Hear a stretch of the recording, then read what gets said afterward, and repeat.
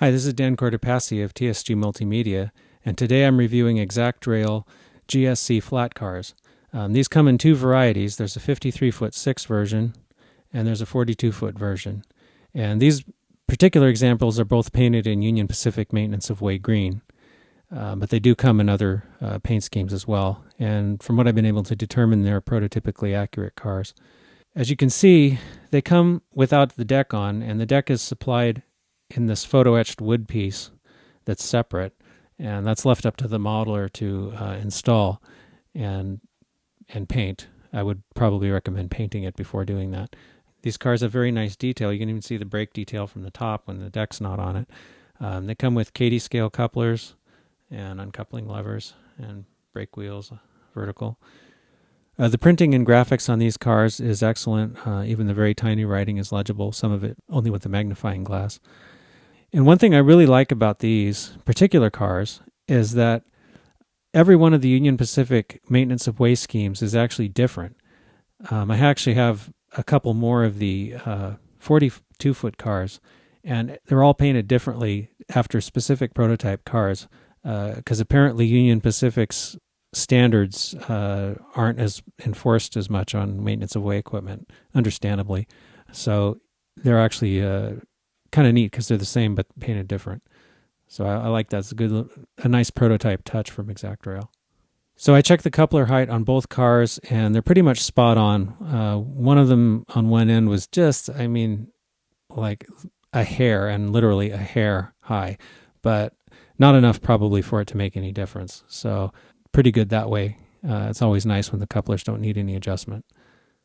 So what I did with my model is I pre-painted the deck, and as you can see, I took all the pieces off of the fret that they came on originally and put them on a piece of tape so that I could airbrush them. I airbrushed them a dark gray color, and then I used some powders and pan pastels to weather them a little bit. Now, if you wanted to model a car that was supposed to be new, you might want to paint it a different color, more of like a wood rather than the really ultra faded gray. But since these are maintenance of way cars and probably are pretty old, I would imagine they look something like this. One thing I thought was a nice touch from ExactRail is there's actually a video on their website that shows you how to install the deck. And that's pretty nice. But basically, the idea is you put glue on in places where it's not going to show, and then put the deck pieces on. So I'm going to very carefully put a little bit of glue. This is CA type glue I'm using right here and some right here. And then I'm going to take this little piece.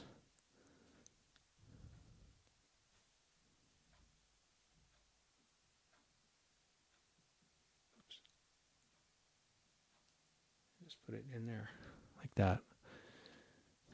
And this is what it looks like when the deck is completely finished. This is one of my other cars that I've already completed.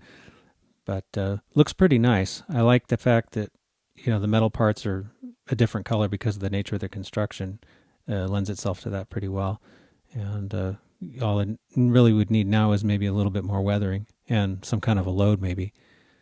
Okay, so the flat car weighs about 1.5 ounces, which is a little bit light, but of course that's typical for flat cars.